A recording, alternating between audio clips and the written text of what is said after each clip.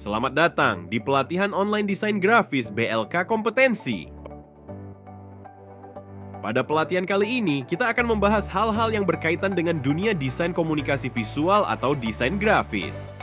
Salah satu materi yang akan kita bahas adalah mengenai elemen dalam sebuah desain grafis. Elemen dasar desain grafis. Desain grafis merupakan bentuk komunikasi visual yang menggunakan berbagai macam elemen yang disusun secara harmonis dan seimbang. Seorang desainer grafis perlu mempertimbangkan aspek-aspek kreatif dan komposisi elemen desain yang dibuat. Hal ini bertujuan agar pesan atau brand dapat dipahami dengan jelas oleh audiens. Proses ini memerlukan kreativitas dalam penyusunan elemen desain yang harmonis dan seimbang. Elemen dalam desain grafis terdiri dari berbagai macam, antara lain garis, bentuk, tekstur, ruang kosong atau space, ukuran, tipografi, dan warna. Mari kita bahas satu persatu elemen desain grafis tersebut. 1. Garis merupakan sebuah unsur desain yang menghubungkan antara satu titik dengan titik lainnya sehingga tergambarlah sebuah garis dengan bentuk lengkung atau curve dan lurus atau straight. Elemen garis mampu membuat keteraturan, mengarahkan pandangan, dan memberikan kesan bergerak serta memiliki karakter tertentu. Beberapa bentuk garis diantaranya adalah garis lurus, bisa berupa garis vertikal, horizontal, diagonal, patah-patah, ataupun tak beraturan. Garis lengkung berupa garis lengkung teratur dan tak beraturan. Garis kombinasi merupakan gabungan antara garis lurus dan garis lengkung. Adapun arah garis dapat memberi kesan tambahan yang ditimbulkan oleh persepsi pengamatnya. Beberapa uraiannya adalah sebagai berikut.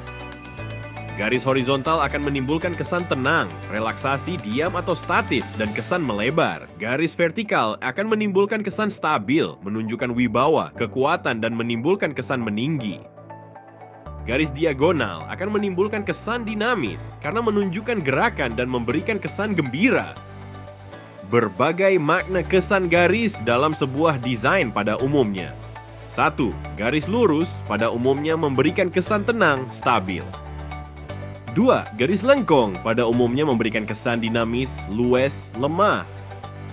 3. Garis patah-patah dan zigzag umumnya memberikan kesan tegas, teratur, dan gerak kilat.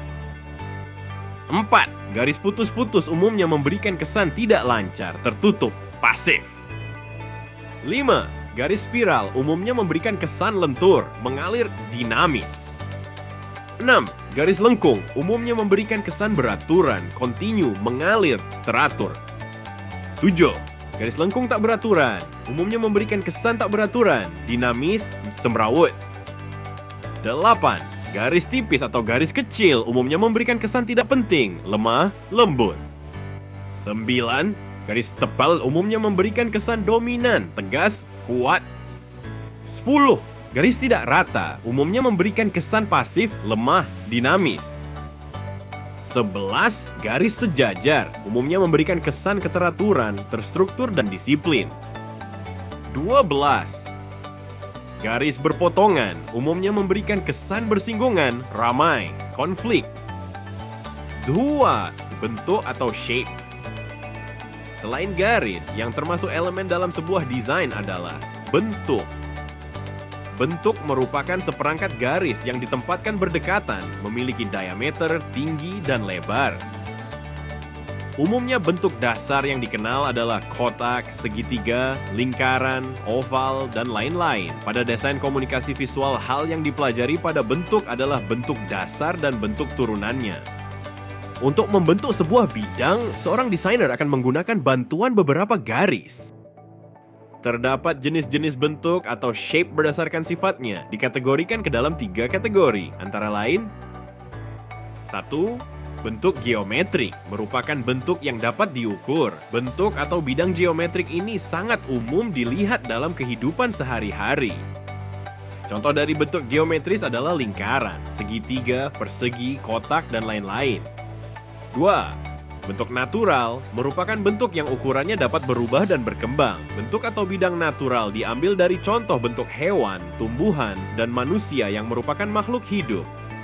Bentuk natural tercipta atas hasil kreasi para desainer, sehingga memiliki tampilan yang estetik sesuai dengan gaya masing-masing desainer. 3. Bentuk abstrak merupakan bentuk yang kasat mata, tidak jelas, dan tidak terdefinisi. Bentuk atau bidang abstrak diambil dari bentuk-bentuk yang ada di alam. Bentuk abstrak ini dibuat dengan menyederhanakan bentuk-bentuk benda yang ada di alam. Contoh seperti bentuk abstrak berupa asap, awan, kobaran api, tumpahan dari cairan, dan lain-lain. Untuk selanjutnya, kita akan membahas elemen dalam desain grafis yang ketiga, selain garis dan bentuk, yaitu tekstur. Tekstur merupakan sebuah visualisasi dari permukaan yang dapat dinilai dengan cara dilihat atau diraba. Pada prakteknya, tekstur sering dikategorikan sebagai corak dari suatu permukaan benda. Elemen ini dapat menambah dimensi dan kekayaan sebuah layout, menegaskan atau membawa ke dalam sebuah rasa atau emosi tertentu. Elemen dalam desain yang keempat adalah ruang kosong atau space. Objek yang terlalu banyak dan menumpuk akan membuat mata audiens menjadi jenuh. Oleh karena itulah unsur ruang kosong dibutuhkan. Ruang kosong merupakan jarak antara unsur-unsur desain grafis seperti objek, background, dan teks. Tanpa adanya ruang kosong ini, maka kita akan sulit untuk mencerna informasi yang ingin disampaikan. Area yang kosong di antara elemen-elemen visual juga dianggap sebagai elemen desain. Elemen kelima yang akan kita bahas selanjutnya adalah ukuran atau size. Ukuran berhubungan dengan panjang, pendek, tinggi, rendah, besar, dan kecilnya suatu objek. Objek yang ditonjolkan harus memiliki ukuran lebih besar dibanding yang lainnya. Proporsi tersebut disusun sedemikian rupa sehingga membentuk sebuah keharmonisan dan nilai estetika pada karya desain. Elemen dalam desain grafis keenam adalah tipografi. Tipografi dalam sebuah desain grafis menjadi elemen pendukung yang cukup penting. Tipografi adalah teknik menyusun teks dan memilih jenis font dalam sebuah desain yang diatur sedemikian rupa agar mudah saat dibaca, tetapi tetap memperhatikan nilai estetikanya.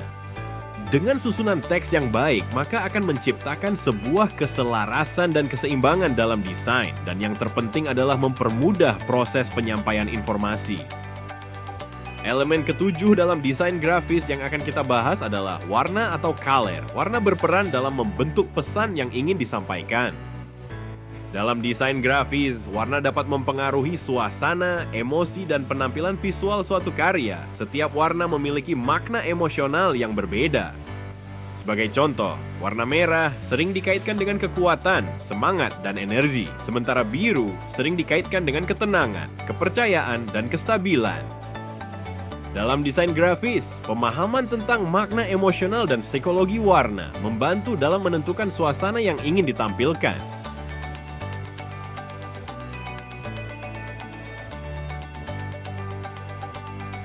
Demikianlah materi tentang beberapa elemen dalam desain grafis. Semoga dapat menambah wawasan serta pengetahuan dalam bidang desain, khususnya tentang elemen-elemen dalam sebuah desain. Terima kasih.